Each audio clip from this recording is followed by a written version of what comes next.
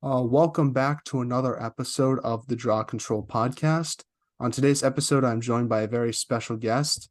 She is a USA Lacrosse Magazine All-American. She was also on the ACC All-Academic Team, was an Inside Lacrosse Midseason All-American, and a All-ACC Freshman Team player. More importantly, she helped Boston College win an ACC championship this past season and win a national championship back in 2021 during her freshman year. Hunter Roman, thank you so much for coming on the podcast today. And how's everything going? Everything's going great. Thank you for that awesome intro. I'm happy to be here. Well, I'm happy to have you on as well. And obviously, today's your first day of class. So, how was your summer? And did you do anything interesting, whether it was lacrosse related or not? Yep. So I had the pleasure of working for JP Morgan this summer, up in New York City, and I had a great summer. I was roommates with Belle Smith, one of my teammates, and pretty much just a grind summer, and got a lot done, and also did training on the side. Yeah, what were you hoping to work on in regards to next season for your training? Like, was there some part of your game that you thought needed some tweaking for the upcoming season since fall ball is about to start in almost a month? I'm glad that you actually asked this because I've been thinking about it a lot. I've spoken with my parents about it a ton. Um, it's a privilege to be a senior and have been a contributor since my freshman year. And something that I really want to work on this season is being more of a leader, having more of that presence, helping out some of my younger teammates. Obviously, we have a great incoming freshman class coming in, and we have a bunch of really good returners. So I think just falling into more of a leadership role, and just kind of being a better teammate, I guess, and in a more senior position.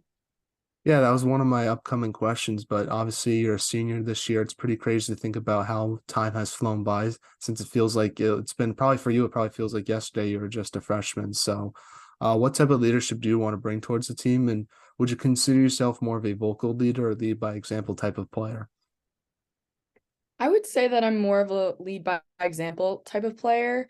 I definitely think that when push comes to shove and I need to be more vocal, I definitely have it in me. I'm sure you've talked to other people on my team, coaches, and I would say that I'm more lead by example, but I also do have a vocal side if I need to have that. And I guess what that kind of looks like for our upcoming season is just, getting everyone really focused. It's my last opportunity to win a national championship. So I'm just really pumped for the season. And obviously, there's a lot of other seniors on the team, including yourself. How do you is there sort of like, I don't know if you guys ever talk about like how you sort of want to like help the team, like in regards to leadership, help the team sort of make the transition for the freshmen, at least from high school to college. Um, I guess it is like it's a big adjustment. Honestly, I remember being a freshman and just kind of not knowing how to balance academics with also competitive lacrosse every single day. And you want to have a social life as well. So I guess it's definitely a hard transition, but you have people around you that are willing to support you and go out of your way to help you. So definitely use those resources, and especially coaches, they're pretty great about that stuff. Now, what are your team's goals and expectations for next season? Um, I mean, the end goal would be to win a national championship, but my coach is really awesome about this, where she kind of focuses on one game at a time. So I think just focusing on like getting to ACC championship, having a good season, playing our best, playing at our best level. I think that'll be our first and foremost goal. But long term, like definitely to win another one, that'd be awesome for my first year and last year at BC. Yeah, good way to cap it off for sure. So, and obviously, I'm not sure what the NCAA rules are like, but when do you guys like officially start practicing as a team, and what do you guys work on in the fall before the season begins in February and March? So for our fall, it's pretty like smooth transition, I guess. It's a pretty smooth transit. Oh my gosh, I'm sorry. It's a smooth transition. We kind of start off slow and gradually amp things up, which is, I think, really awesome. I know other programs kind of do it in a different way, but I think this is the most beneficial way for our team. We start practices in a week and a half, I think, but we start like training and run tests and stuff this week, which is super exciting. And I'm just really excited to see all the girls.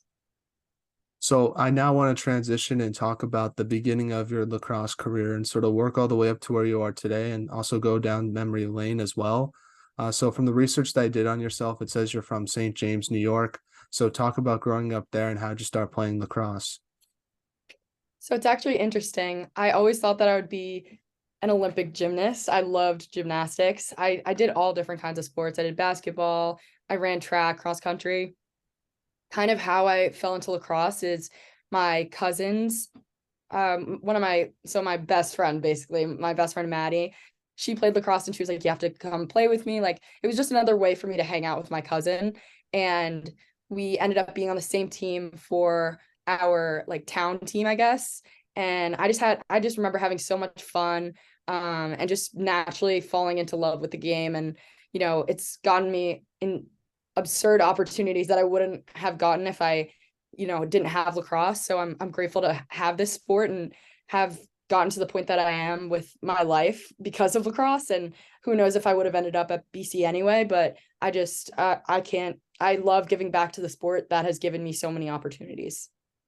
And growing up, did you like watch any lacrosse? And if so, like who was some of your favorite players and teams that you admired growing up? Yeah, I remember I would go to Stony Brook a lot because it's right by my house. It's like 20 minutes away. And I loved going to see their games against like Northwestern, Florida. And some of my favorite players were Shannon Gilroy, Shannon Kavanaugh, so many of those legends that have come before me. I was blessed to be coached by Shannon Gilroy, actually. She's the assistant coach at Virginia Tech now. But I just remember when I would watch her, she was just awesome. She was such a good role model for me to look up to. So definitely her. Alexis Curcio too. She's awesome. So it was great. Definitely had a bunch of good role models, especially in my town too. As I mentioned before, Shannon Kavanaugh, who played lacrosse at University of Florida. She graduated a few years ago, but she was a great role model for me too. And before college, you played for a high school at St. Anthony's. Talk about your lacrosse experience in high school and what you took away from that, because reading up about it, it seemed like you had a lot of individual and team success with that school. Yeah, St. Anthony's was awesome. It provided me so many opportunities to really meet people and understand the IQ in the game. I think that was the biggest thing that I learned in high school is, you know, going to such a competitive lacrosse high school, and getting to play with some great players that you definitely would know at Syracuse, Duke, some of those schools. Just being surrounded by such competitive and great lacrosse players, um, pretty much like molded the lacrosse player that I am today. We had some great wins, great losses.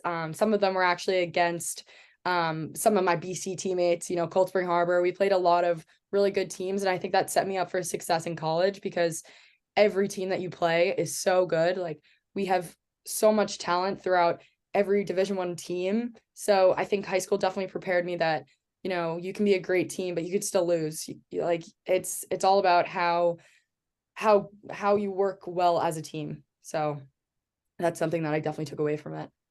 Do any of your teammates now sort of like remind you of those losses if they beat you back in high school? Sophia Taglic does from time to time. I'll never forget. It was my junior year. We almost had a perfect record. I think we were 17-1, and that one loss was to Cold Spring Harbor. And I think they won by like one maybe or two, and she never lets me forget about it.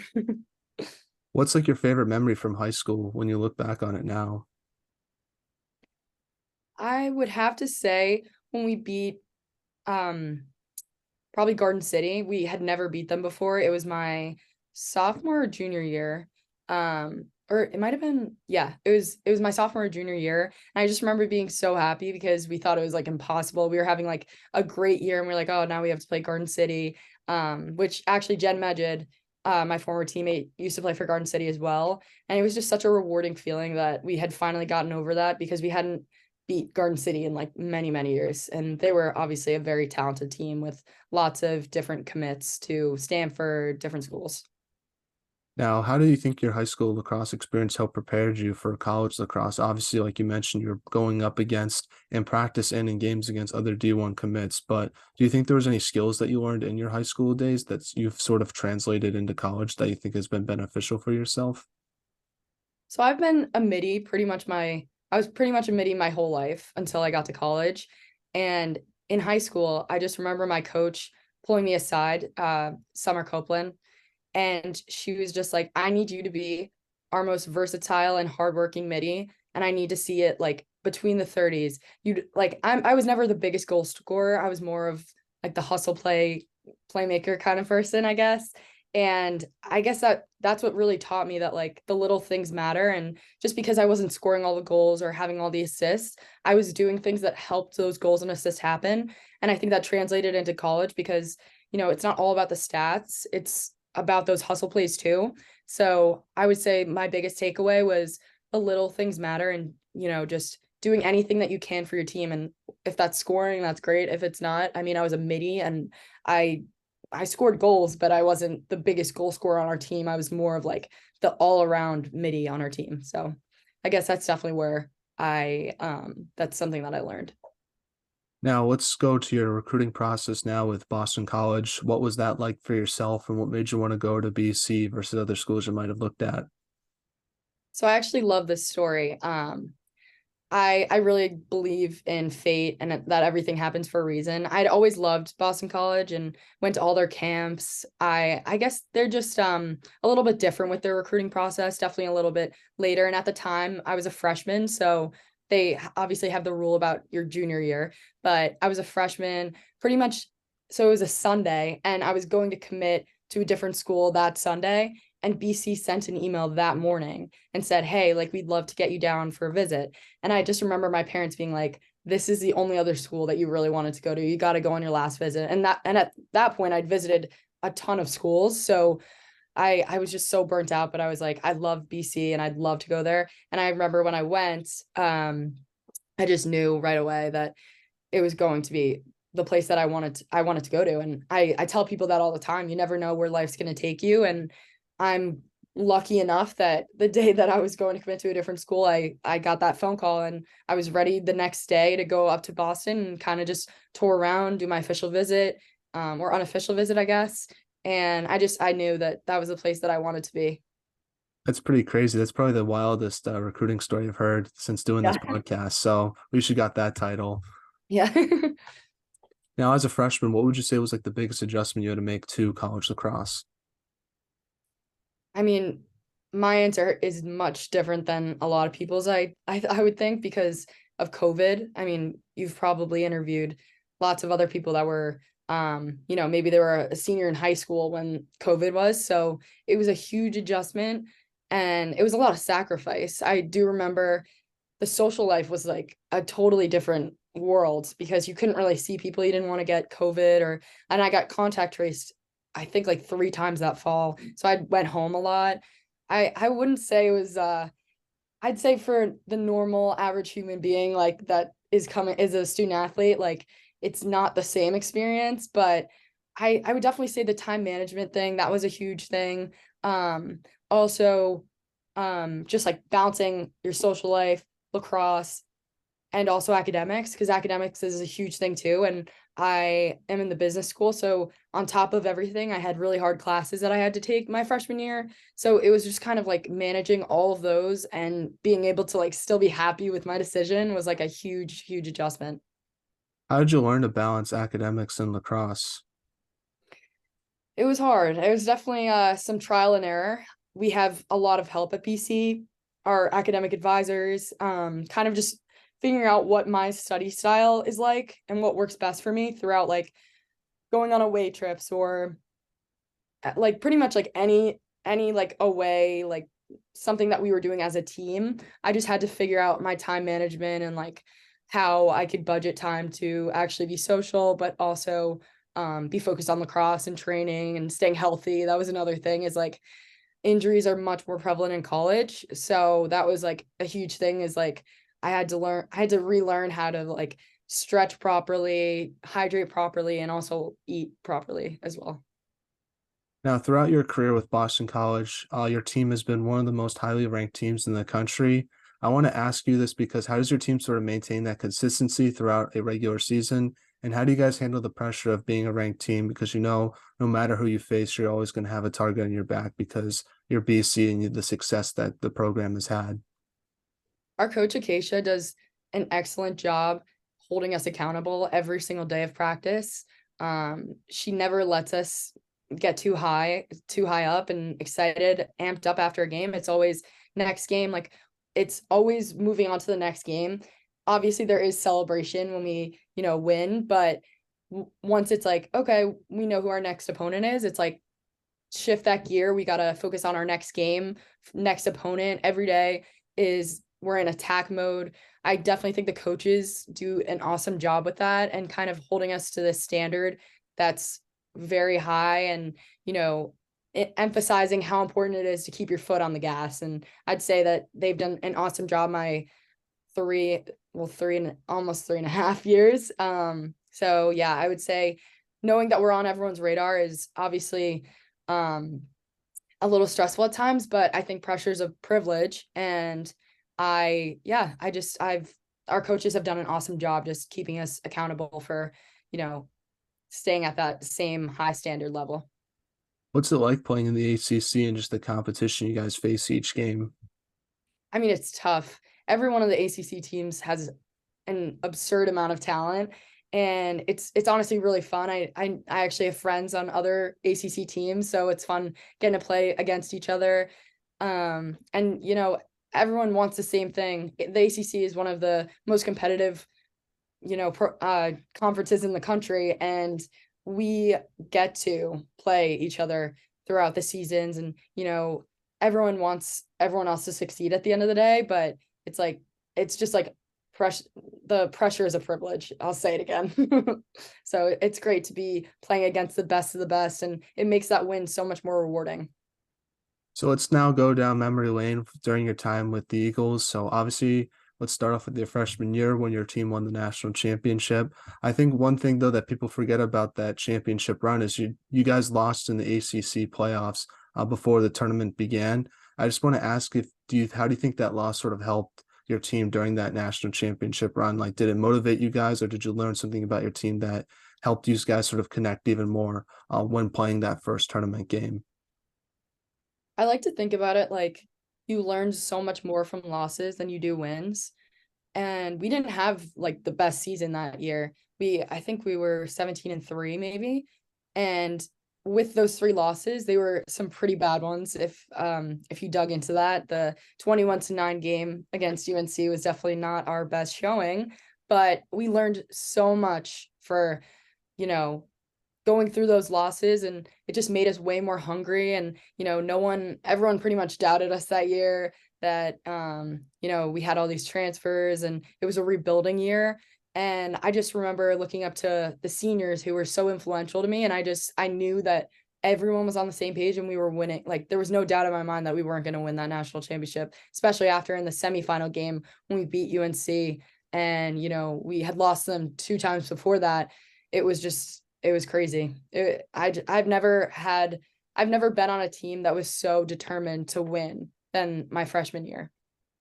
Was there any point during the season where you sort of like realized that your team was capable of winning a national championship? Because obviously, like you mentioned, a lot of people thought it was sort of a rebuilding year for you guys, but I'm assuming there was probably one kumbaya moment where like, man, I think we're good enough to win a national championship. I don't really feel like this is going to be a rebuilding year for us. During the regular season, we played Syracuse twice in one weekend, and they had always been they're still one of our biggest rivals.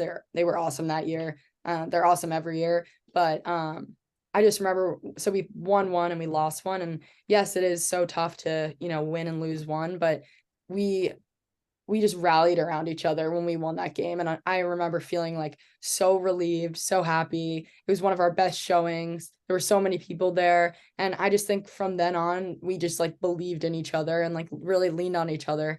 And we wanted to win the whole thing. So I think from that point forward, when we played Notre Dame after, there were so many other games that everything just kind of fell into place and just felt right. It felt like everyone was on the same page. And obviously, one of the best games of that run was when you guys beat the number one ranked team in the country in North Carolina to sort of avenge your ACC playoff loss. Talk about your team's performance from a defensive standpoint, and what was it like sort of advancing to the national championship game for the first time in your career? Because I'm assuming, based on the scoreline, that defense was sort of the key reason why you guys won that game. Yeah, that was such a good feeling. That was one of my favorite games of all time. I think coming from that win, we knew that nothing was stopping us. Like, I remember our athletic director was there. He gave us this really awesome speech before it. And he was like, listen, like, I'm tired of hearing about UNC. They're the number one ranked team. They have awesome players like Katie Hogue, Jamie Ortega, all of those great players that, it was their last year. It wasn't Jamie's last year, but Katie Hogue's. And I just remember thinking, like, this is it. I want to do this for our seniors. I want to win more than anything else. And like, everyone was just kind of like amped up and like just ready to put everything on the line. And coming out of that win, we just knew there was nothing else that could stop us from winning the whole thing. Now, you won the national championship against Syracuse. Describe what it's like winning a national championship, and looking back on it right now when you're talking to me, what does it mean to you today? It means so much to me.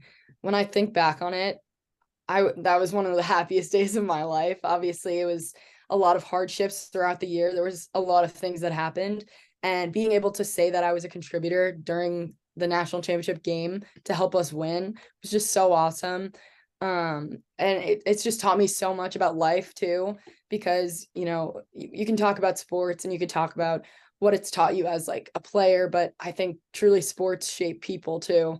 And coming off that win, I've never been more happy. I wish I could relive that moment a million times over again. And I mean, hopefully I can do that my senior year for my last year. I would just say I was lucky enough to win it my freshman year, and my sophomore and junior year, obviously it didn't work out as planned, but just knowing what that feels like just makes me so hungry to get it again. So I would wish I wish I could just relive that moment a million times over again. I'll have to imagine your sophomore and junior year, you sort of appreciate it more after losing because you realize how hard it is to win. I think that's the one sort of bad thing about winning your freshman year is you don't sort of realize how tough it is. You sort of think like, oh, it's probably very easy to win a national championship. No, it's not. Now, from your sophomore year to your junior year, you made significant improvements to your game. What would you say was the biggest improvement you've made to your game that has led to the success that you've had on the field during your time with BC? I would definitely say Jen Kent, the defensive coach that we have, is just awesome. And she's always pushing me to, go above and beyond and saying, I know you have more in you. I see it in practice, but I want to see it all the time. And I think my junior year, I just kind of flipped a switch and I was just like, you know what, I'm going to go for those risks because I believe that I can really capitalize on them. And I think when you're a freshman and sophomore, you don't want to take as many risks because, you're not this big name on the team upperclassmen. And I think my junior year, I just kind of put it into perspective that I'm not helping the team when I don't go out of my comfort zone and take risks basically. And, be aggressive at all times. I'll never forget. It was my junior fall and Jen Kent pulled me to the side and she was like, listen, like, how do you think you've been playing like in this fall ball? And I think I rated myself like an 8 out of 10. And she was like, I want you to be a 10 out of 10 every single day that you come here. And she was like, you will make everyone around you better if you bring your A game every single day. And I think that's kind of just what I tried to keep in my mind at all times going forward. I feel like it really helped our team to put it all on the line in practice, but also in games. Practice because it's obviously helping my teammates around me. So I would say that definitely was the big switch, is taking more risks and, capitalizing on my strengths. Was there any time during the last 2 years where you took a risk and it sort of, well, it was like a big thing, that big thing that helped your team? I'm curious if there's sort of any examples you can sort of look back on. Yeah, I would say one of my biggest realizations this year, which I've never been an interception person, but we were playing UNC in the ACC championship game, and I intercepted a pass. I think we were down 7-4, and the momentum was there, but nothing had really like pieced together until I feel like I had that spark, and that moment was super awesome. I rarely do things like that. So I think that was the realization that I was like, oh, I can do that. I'm fast. I could get there in time. So I think that really flipped a switch in the game, and the momentum just kind of started gearing more towards us than them. So that was good. Let's talk a little bit about that ACC championship because that was the first time you ever won that in your career. Talk about being UNC, one of your biggest rivals, but also winning that trophy and sort of what that was like for you. Yeah, that was an awesome experience as well. Acacia actually the week before the championship game had the men's soccer ACC championship trophy on a table right in front of our fields one day before practice, and she said, everyone make sure that we're going to stand around it. And she was like, do you guys know why I brought you here today? And she was like, this school has won one ACC championship. And she was like, and next week we're going to have two. She was dead set on us winning. And I think that's kind of just what made everyone else believe it, because we started believing in ourselves because, we represent such an awesome school. So we wanted to do anything we could to, keep that status of Boston College and, even raise the bar for other teams to want to win an ACC championship because, we wanted to honor our school. Now, unfortunately, your season came to an end after losing to Northwestern and Izzy Skane in the national championship game. What was that game like from your perspective, and what did you learn from that loss? Because it seemed like watching that game, it sort of was like waves and waves of just offensive momentum from Northwestern, and it seemed like your team sort of struggled to sort of get a punch back, I guess, is the best metaphor it could come with after some of those offensive goals that Northwestern found. Yeah, I mean, it was one of my toughest losses. I mean, they were an awesome team. They battled. We tried to battle against them. We couldn't do it. And, sometimes you lose games, but you learn so much more in those losses. As I mentioned earlier in this call, I learned so much that day. There's so many bigger things than, just a lacrosse game. And yes, it's a very emotional day. It doesn't feel good to lose on the big stage like that, in that degree of a loss. But I mean, our team rallied around it. You can't do anything once the game's over, once the last whistle's blown. And congratulations to Northwestern. They had a great year. They had some awesome players. Izzy Skane, happy to have her back. She's great. And yeah, I mean, it would make it so much more rewarding if we won, but I think you learn so much from losses. So definitely humbling for our team. So we're now in a segment I like to call the non-lacrosse segment, where I ask you some non-lacrosse questions just to get to know you a little bit more off the field. So my first one is, if there was a movie made about your life, who would you want to play yourself and why? I would probably want Lizzie O'Neill to play me because I think she knows me the best. She's very meticulous. Um, I think she points things out all the time that I don't even notice when I do weird things. I'm kind of a weird person. So I would definitely want her to play me because I think she knows me the best, and she's hilarious. She's so entertaining. So definitely would want her to play me in the movie. I would say for me, probably Ryan Reynolds. I just think it'd be cool to brag to people saying that he played me in a movie, so I'd go with him. Yeah. Well, now that I'm thinking about actresses, I don't know. I guess hmm,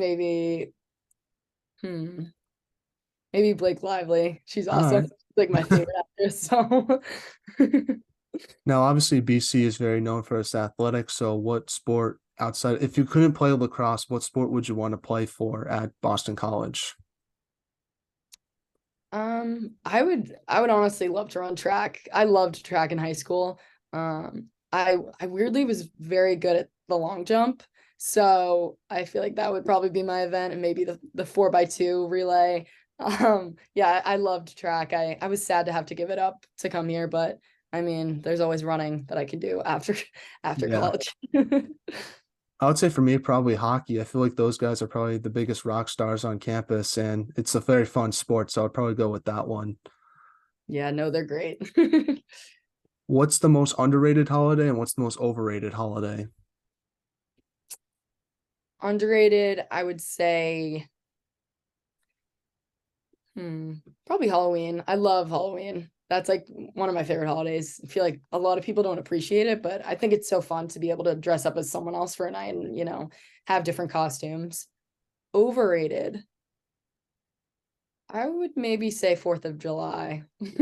I don't know why, but I've never been the biggest fan of 4th of July, and I feel like everyone loves that holiday. I would say that's one of my most underrated holidays, just Really? because I feel like there's really no pressure of doing anything big. You can just have fun, have a barbecue, and enjoy the summer a little bit. And I like the fireworks a lot too. So I'd probably say that's a big reason for it for me for thinking it's one of the more underrated ones. I would say So overrated is New Year's Eve though, because you're just waiting for a clock to turn midnight and it's just kind of boring. And I wish people made it a little more low key than people actually do. So that's would be my most overrated one. that would probably be my number 2 for overrated. I don't Yeah. really like New Year's Eve either. Now, what is the most interesting thing you've read or seen this week? Hmm. I don't know, like lacrosse wise or It just could in be general. anything. Hmm. I guess I would have to say I'm currently finishing up with a book right now. Um, so I guess just I'm a big reader and I feel like I'm always learning interesting things in books. Um, Specifically, I really like psychological thrillers. I guess that's not really something I've learned, but I'm really interested in that. I am going to start I honestly forget what it's called, but it's like the book Verity. I don't know if you've ever read that book, but that book's really good.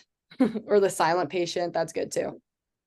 Yeah, I like reading historical books, just talking about history since I'm really into that. I would say the most interesting one that I've ever read was it was a book called Manhunt, and it was about the manhunt for John Wilkes Booth, because I think a lot of people sort of know the Lincoln assassination as him getting shot, and then that's it. But it was actually pretty interesting in how long the manhunt was and how they found him and stuff. It's a really entertaining book that I definitely recommend people who are listening to this to read because it's really fascinating. Oh yeah, that's awesome. Definitely on my to be read list. And then last non-lacrosse question is who has the best off the field style on the team? Definitely Lila Trussell. She has the best style. She always is the most put together. I'd say I don't know if I can really answer this since I'm not on the team, but I'd say Hunter Roman just because you're on the podcast with me right now. So that'll be my answer. Thank you. Well, getting back to some lacrosse questions now, what should be done to help grow women's lacrosse from your perspective? I would definitely say, you know, just growing the game earlier in life. I think that yes, you see a lot of these successful lacrosse players as they're getting older in high school and college, but I think there are some other states in the US that, haven't completely developed lacrosse.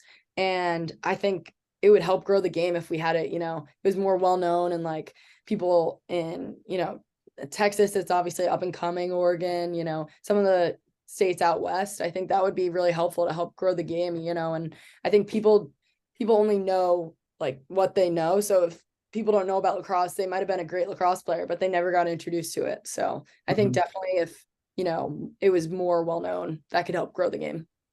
I think it's pretty crazy because if you think about some of the best women's lacrosse players in the last 2 years, they're from non-lacrosse states. I think Charlotte North is from Texas, and then Izzy Skane, I think, is from Michigan, if I'm not mistaken. So two places that you really wouldn't think lacrosse is that popular in.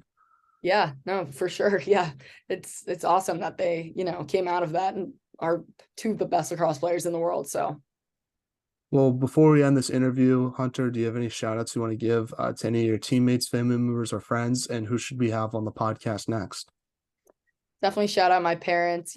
They've devoted a lot of time and effort to take me to, games and practices growing up, pretty much helping me get to where I am today. My brother Cooper goes to RPI. I'll give him a big shout out. He plays lacrosse there. Who I think you should have your next.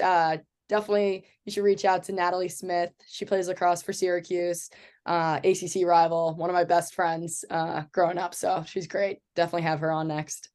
Well, I would like to let you know that we just interviewed her a few days ago, so that Oh, interview will be coming out soon. So you get to wait for it, or it will happen. I guess I should say so.